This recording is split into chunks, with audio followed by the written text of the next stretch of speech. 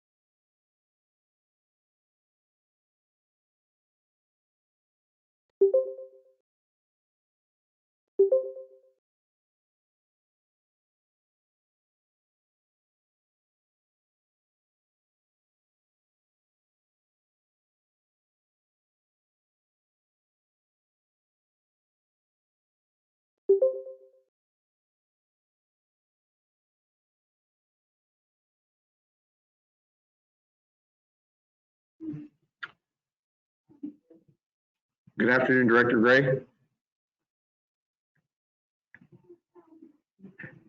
Hello, Patrick. Can you hear me? Yeah, I can hear you. We got a few folks on the line so far, including Director Williams.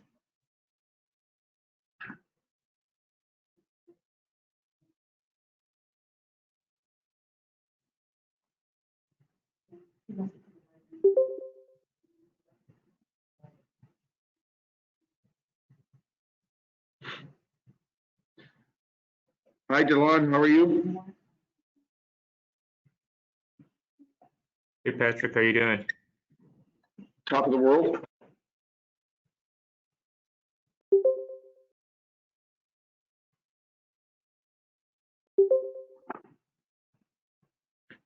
Hi, Russell.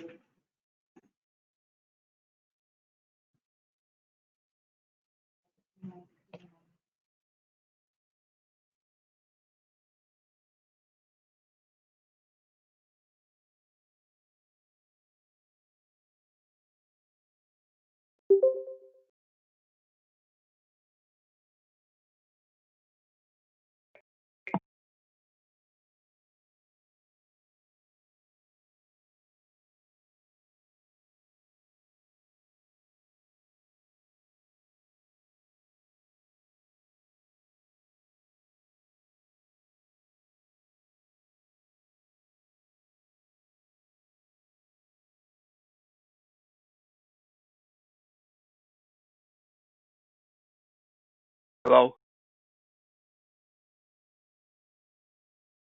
Director Deere, is that you? No, it's Chuck Shike. Hi, Patrick. Oh, sorry for mistaking you for Director Deere. How you doing, Chuck? Good.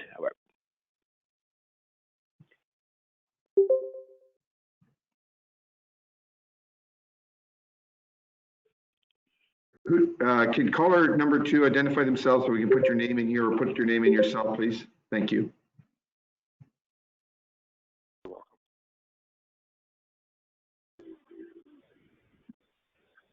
So you said you sent my money, huh? Can you hear me? Sue wanted to call this woman. She didn't forward the email to you, did she? I think she forgets all about this.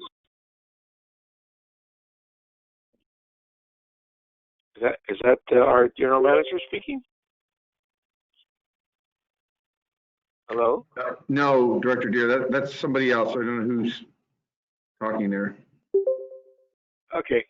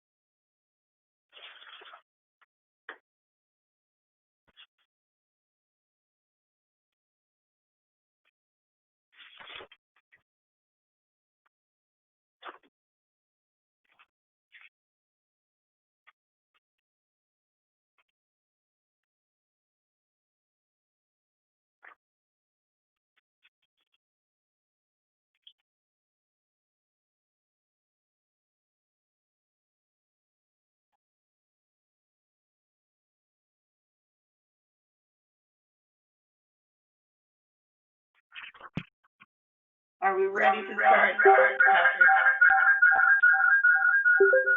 Can you hear me?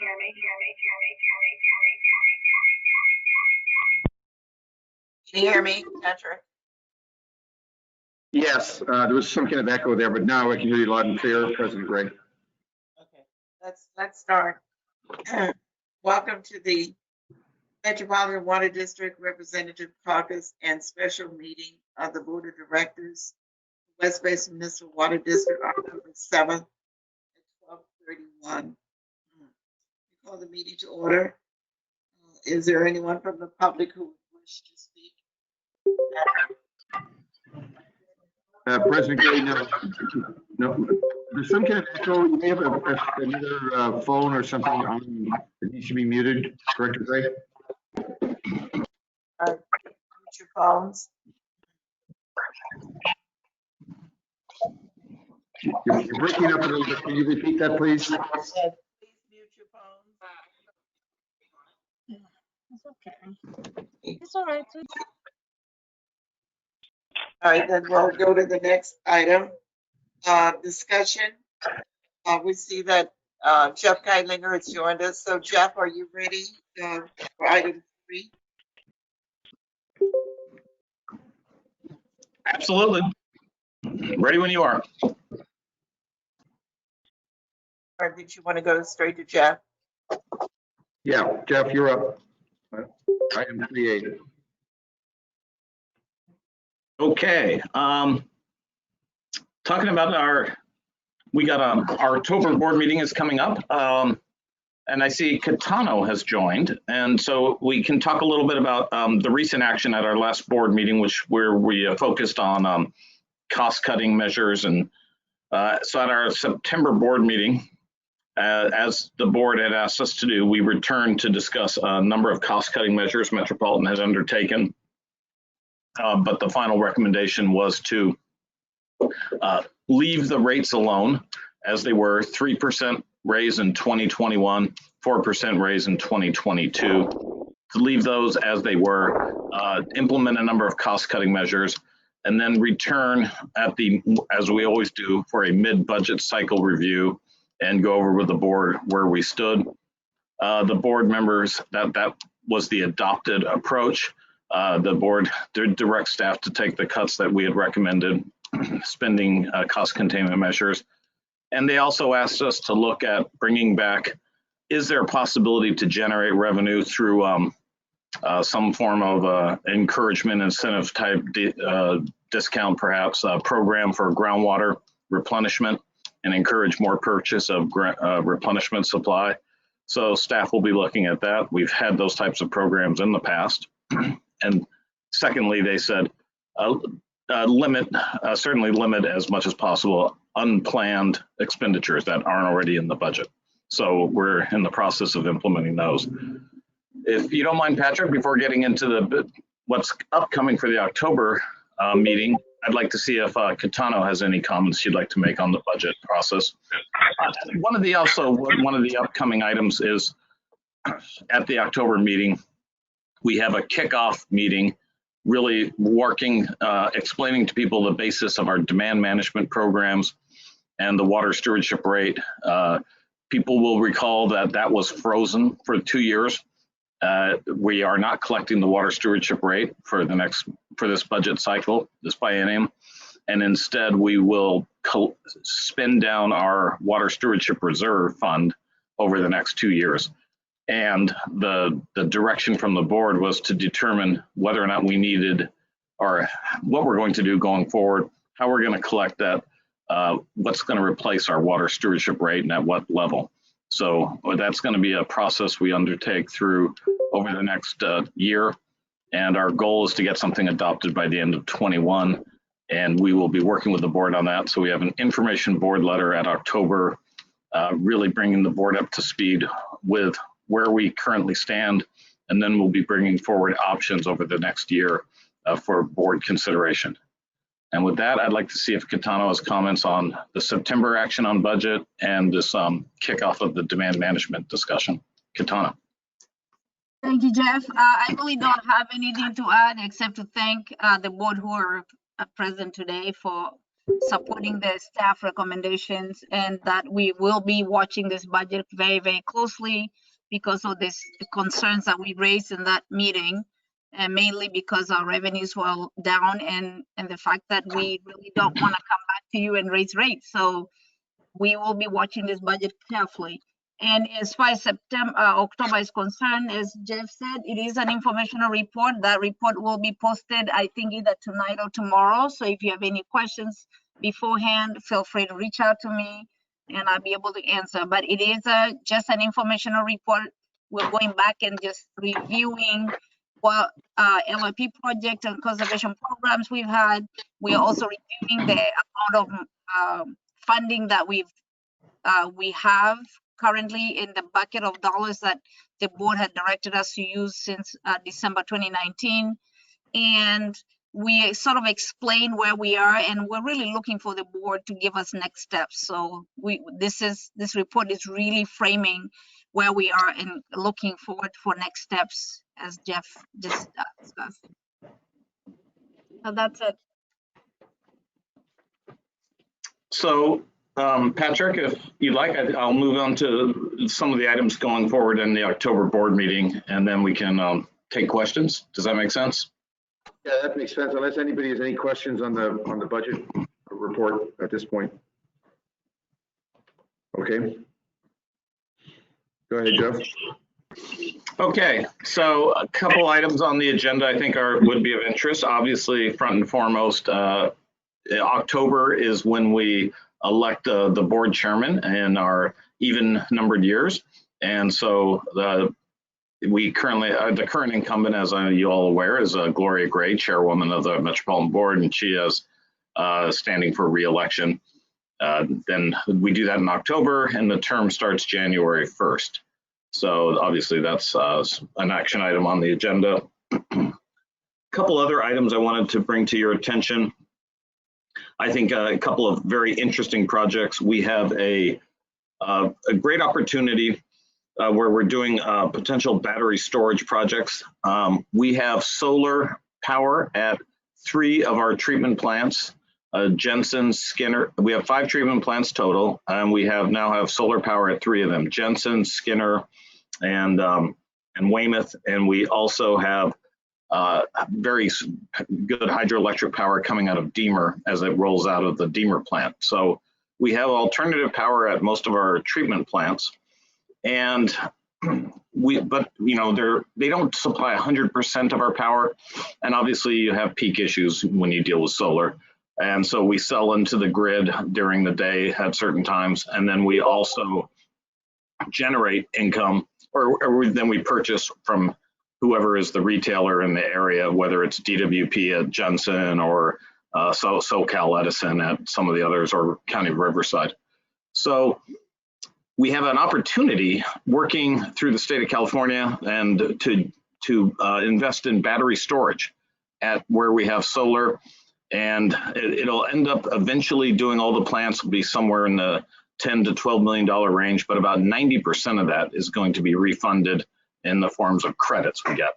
And so it's a really low cost opportunity to take advantage of that and put in battery storage at our treatment plants. So we're going to be doing it for all our plants eventually. Item 7.4 is we're starting with the Skinner treatment plant and looking to invest in battery storage there. This is an item that was the funding for that would be coming out of our power program, so we believe that makes sense in terms of the budget, as we did not really an unplanned expenditure. We also are recommending that we go forward with phase 3 of the studies on Sites Reservoir. People may recall that Sites Reservoir is a proposed reservoir north of the Delta. It would be eventually connect through the State Water Project, and but it's using a joint powers authority to do the design and management of it at this point, not necessarily, so not being conducted by Department of Water Resources.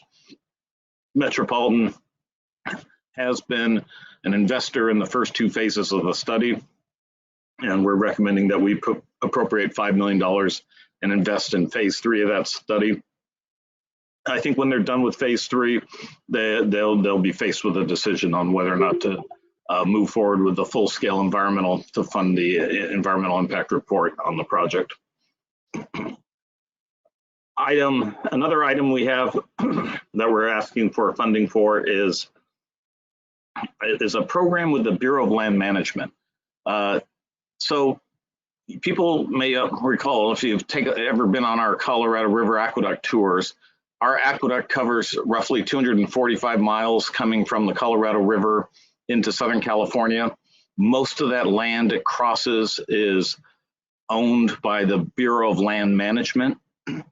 In the 1932, Metropolitan got a grant from Congress, and we paid $1 an acre for all the land that we own out there to build the Colorado River Aqueduct and to have spillways, et cetera, for its for protection of the facilities.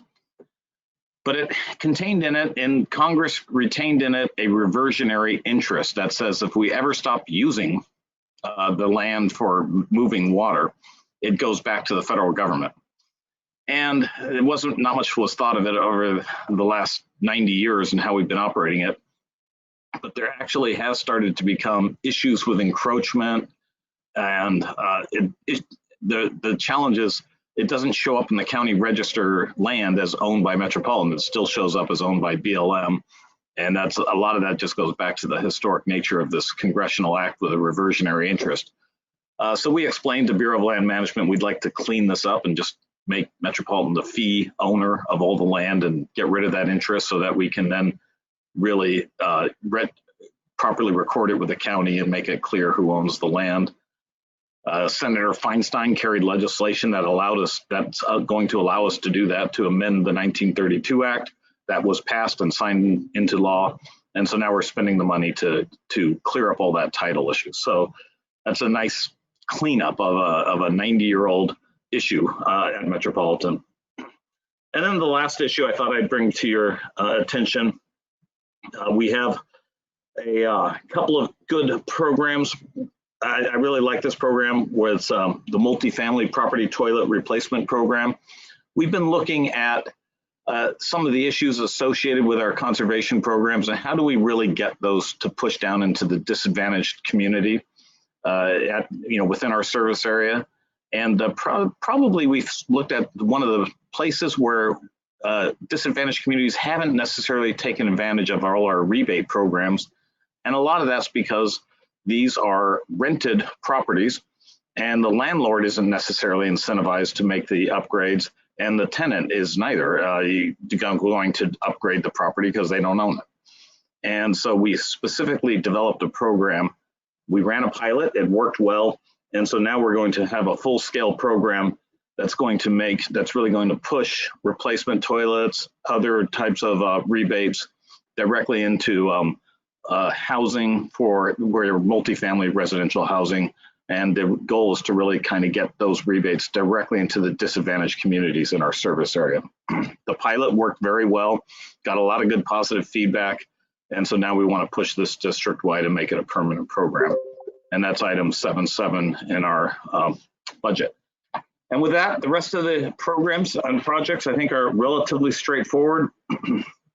And the one last thing I want to mention, in addition to our information items, particularly, where we have the item that Katana was talking about, where we're going to review the history of the Water Stewardship Fund and look at how we continue to fund that going forward. We also are going to have a very detailed presentation update on our regional recycled water program. This is the regional recycle plant that we're trying to develop in partnership with the LA County Sanitation Districts. It's the next step in the process would be to move forward with environmental review for a full-scale project. So we have an update this month walking people through exactly how what are the white paper on the institutional financial concerns, the partnerships that we have, and then we'll be coming to the board by the end of the year in November, probably maybe December, for financing for the environmental review work on that, which would take place over a 2-3 year period, and lead to an eventual decision on the board whether or not to build this project. So that'll be a detailed discussion that we'll be having at our Engineering Operations Committee.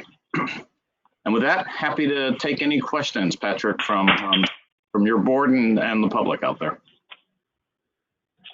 Thank you, Jeff. Any questions for Jeff?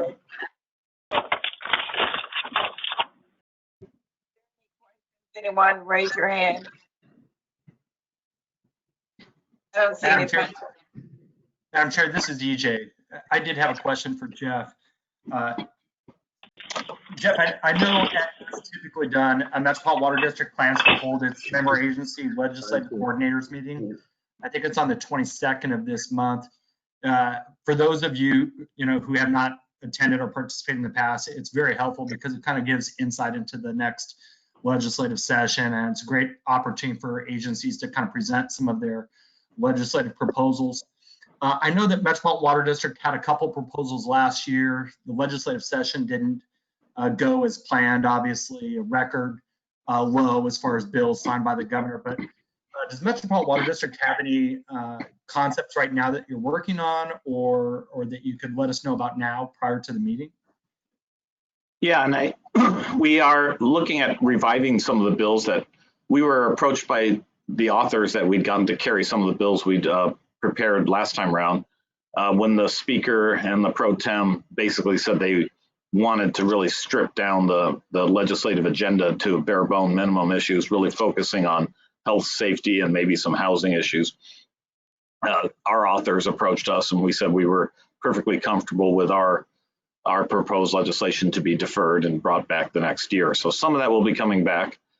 I believe I saw D Zink join. And D, if you're still on, I see initials DZ. Do you want to unmute and speak to any specifics? Sure, I'm here, and I just made my camera live as well, so hopefully you can hear me. We are planning to bring back the proposals that we worked on last year. One is on contaminants of an emerging concern and setting up a structure to help inform that process so that we can help move forward with standard setting more quickly and well informed. And the other deals with an issue that we are having with regulatory challenges and operating along the Colorado River Aqueduct, just simply because some of our operations to borrow from, we call them borrow pits, but from mining, not really mining efforts. They're efforts where we have used materials that are from the sites themselves, but they got regulated as if we were mining. And so we're trying to work to get lead status and permitting assigned to us when we're doing that kind of activity, so that we don't have to run through some additional regulations that frankly we aren't necessary, because we're going to comply with everything that's needed anyway. So those are the two proposals that we're bringing back for this next year. And thank you, EJ, for commenting on our annual planning meeting. This is for the legislative coordinators for each of our member agencies. We get together once a year, and we often bring in outside speakers as well to talk a little bit about what's to expect in the coming legislative year. So we'll do that again this year as well.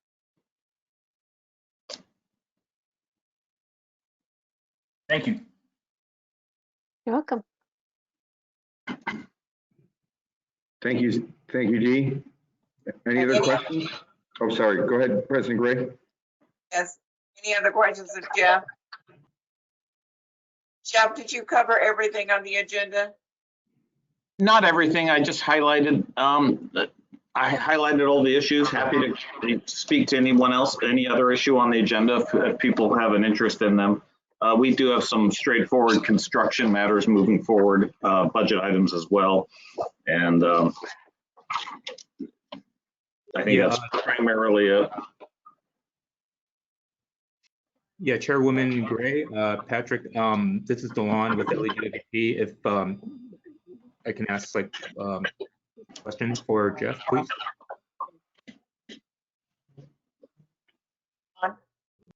Okay, yeah, Jeff, so thanks for the update. And on the sites reservoir participation, did I hear you mention phase 3, or is it a phase 2 participation for the sites reservoir project? My recollection, this is phase 3.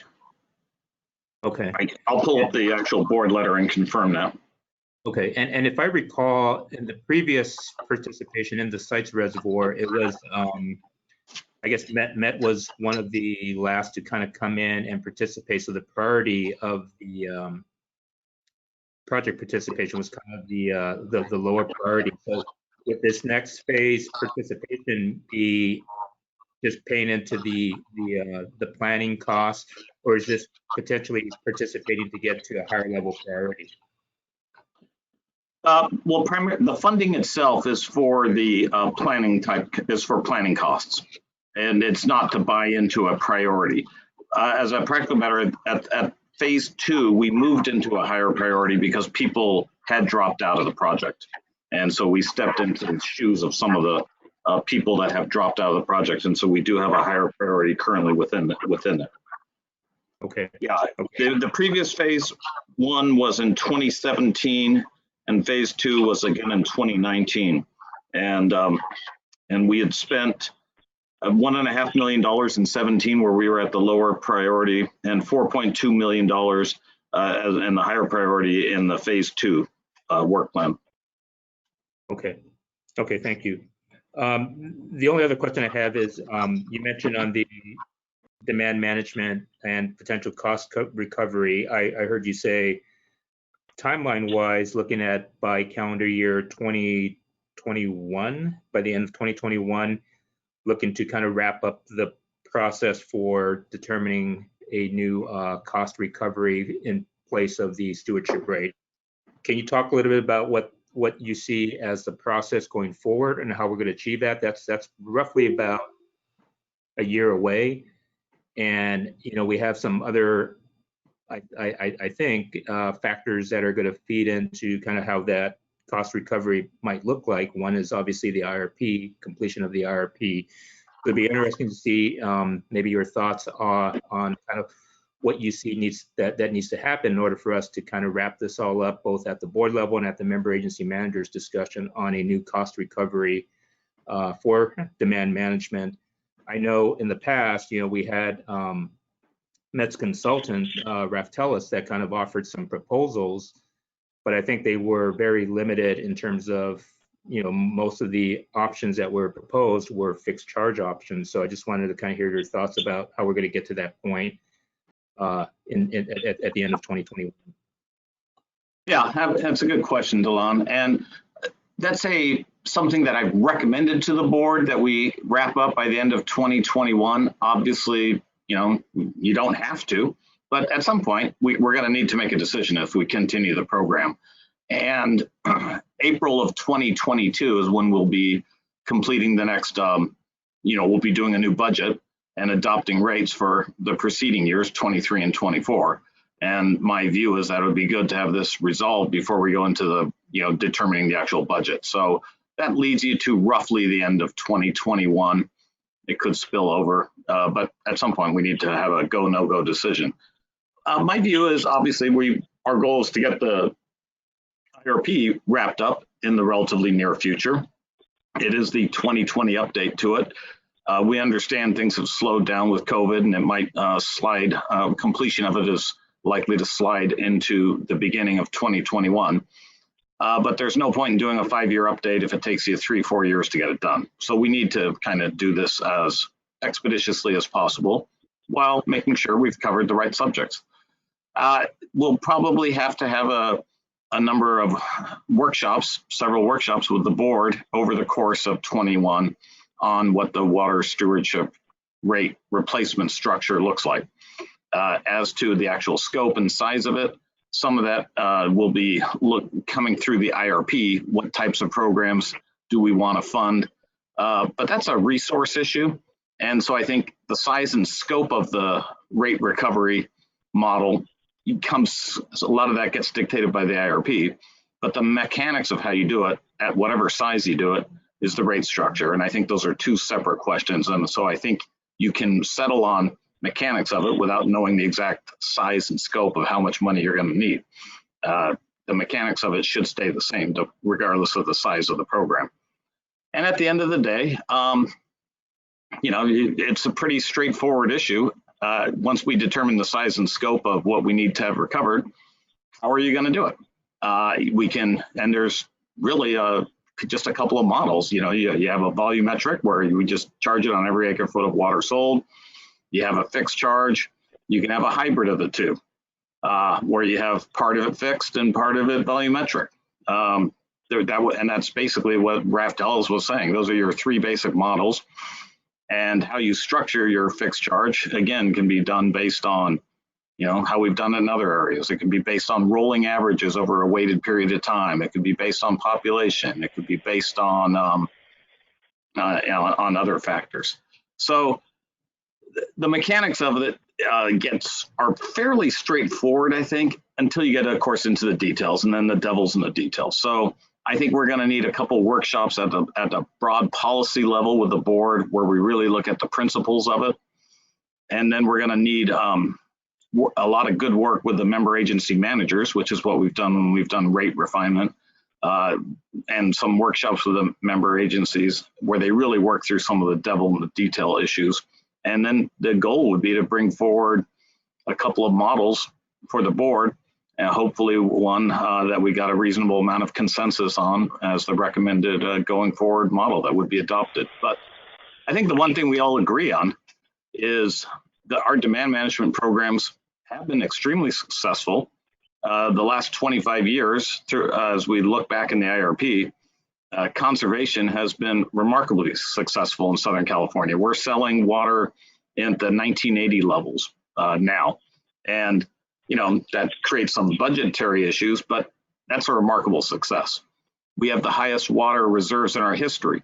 Why do we have them? Well, we've got good infrastructure, but because demand management has driven demand low, that when we have wet years, we have a lot of options to store water. That's been a tremendous success. LRP program, local resource projects, that's been a pretty solid success. It's not the grand slam home run that conservation has been, but it's been a very solid success as well. We've now got 3-4 dozen programs that have been funded with Metropolitan subsidies throughout, and they're still coming in today, most recently from San Diego service area. So we want to continue these programs, but we need a dedicated source of funding in which to do it. And the board's going to have to make some policy choices on how to do that. And the goal is to force a decision. We need to get to a decision that we can all live with and move forward. So that's my explanation on the timing and why I think it would behoove us to get this wrapped up by the end of 21. Okay, yeah, thank you for that explanation. I do agree that, at some point, the outcome and the recommendations of the IRP process will likely potentially indicate, the importance of future local supplies role in helping the region meet future demand. So obviously with the challenges that we are anticipating coming from, a Delta project being completed on a much later time frame, potentially being delayed, the other challenges that we are anticipating coming on the Colorado River, there is going to likely be a scenario where local projects will have a even bigger role in the future toward helping the region to meet demand. So I think that outcome of the IRP process will help to drive that informed decision that you say the board's going to have to make in terms of what the board wants to do towards helping the region and member agencies fund local projects for that potentially important role to the region's future. So, just look forward to that process and hopefully, trying to tackle this, by both sides, both the board and the member agencies towards making an informed decision going forward. The only thing I'd add to that, Delon, is I couldn't agree more. We are in a fortuitous moment, I believe, in our history where we have reasonable water supply coming in on the Colorado River and Northern California, and we have low demands. And that's enabled us the luxury of hitting the highest level of storage we have in our history. And if anything, and even in 2020, which is shaping up to be thus far has been relatively dry, we still are looking at a world in which we're adding to storage. But that kind of fortuitous world is not going to last. We see climate change has already reduced runoff on the Colorado River pretty dramatically. You see the disappearing snowpack in Northern California. Even with a Delta conveyance solution, you're still those supplies are going to be just scarcer and harder and with climate change. And we know we need local projects. We know we need to continue demand management. And so the real question is going to be, okay, at what level do we need them and how do we fund them? And that's where we have to get to. All right, thank you.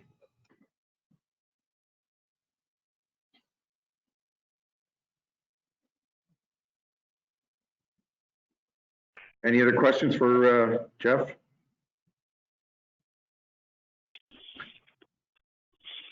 Thank you. Jeff. President Gray? Yes, can you hear me? Yeah, we hear you, Chair. Yes.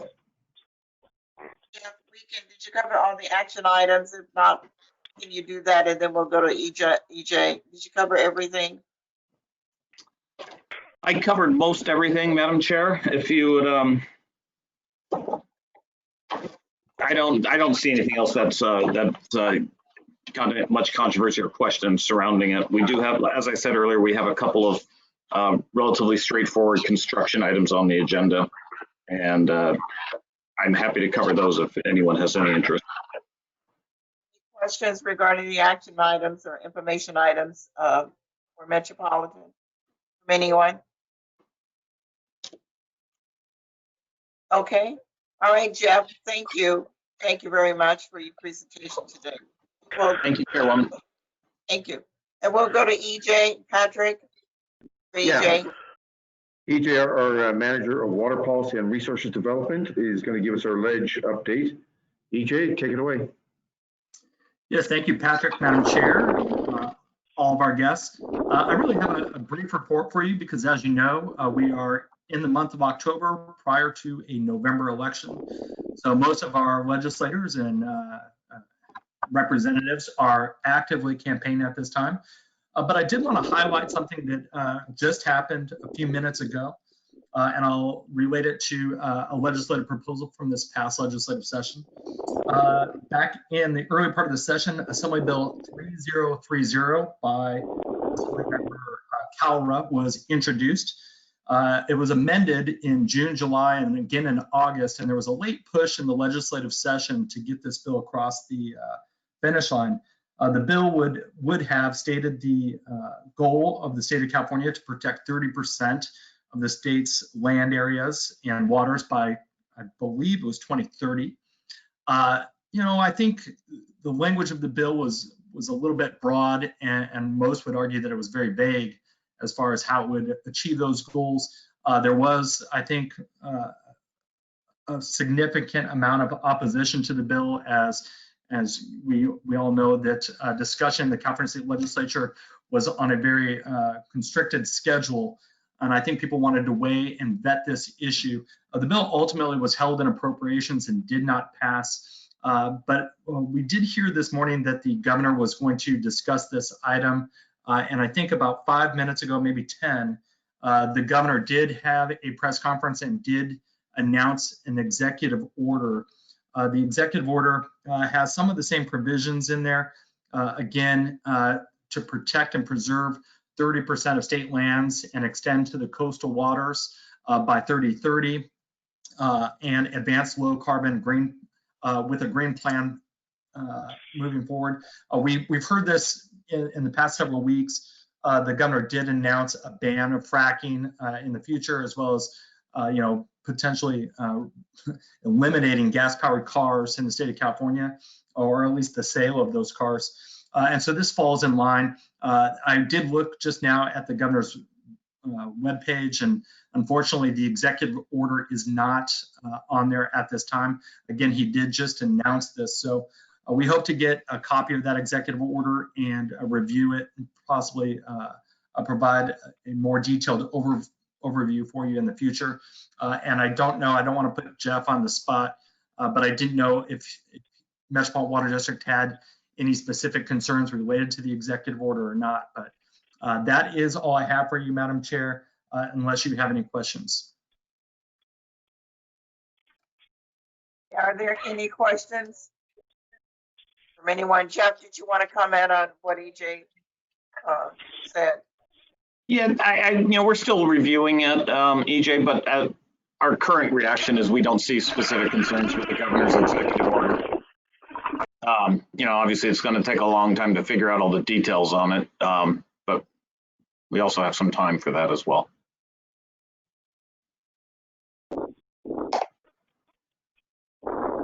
All right, are there any questions from anyone else?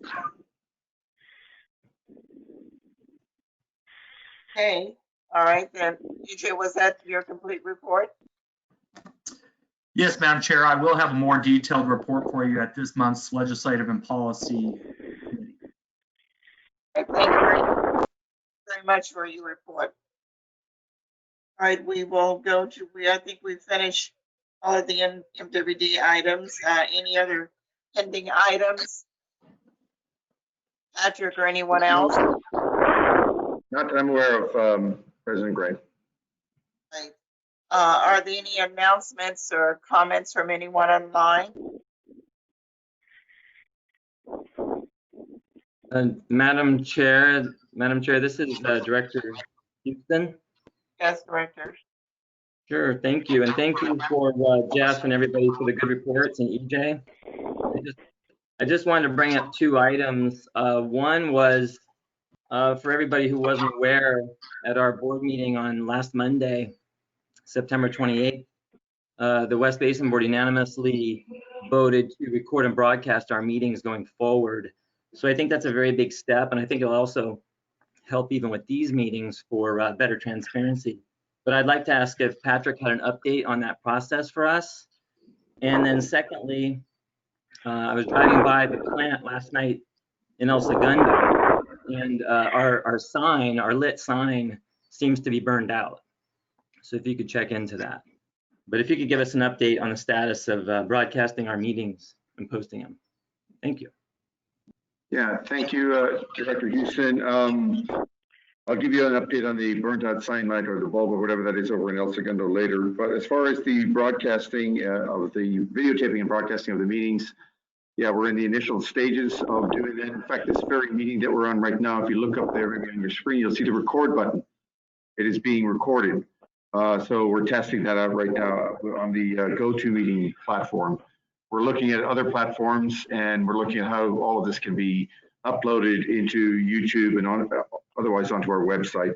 And we do have a 90-day window to evaluate putting something in permanently in terms of cameras and audio recording equipment, both here in the boardroom where I'm sitting right now, and over at the Water Education Center and in other meeting rooms in this building. So we'll be coming back with something in a month or two on that to see what the cost, what the options are, and how to do it. So on the short term, though, yeah, we're looking at some of these platforms, GoToMeeting, Teams, Zoom, and recording, getting the features needed on there to record the meetings and see what the logistics are and the technical things we need to do to get it up on the website or on YouTube. So work in progress, but it's we got a lot of folks working on it right now. Hopefully that answers your question, Director Houston. Sure. And I know we'll have future meetings, but yeah, to see how quickly we'll get it onto our own website and at the minimum, which was in the approved motion. So thank you, Patrick. You're welcome, Director. Comments or questions or announcements from anyone online? Right, I don't see any requests. Then anything else, Patrick? President Gray, no. I don't have anything further for this meeting. Thank you. Okay. All right, then. Hearing none, then this meeting is adjourned. Thank you very much, and I'll see you at the next meeting. Thank you. Bye-bye. Thank you, everybody. Bye-bye. Thank you, Jeff. Bye-bye.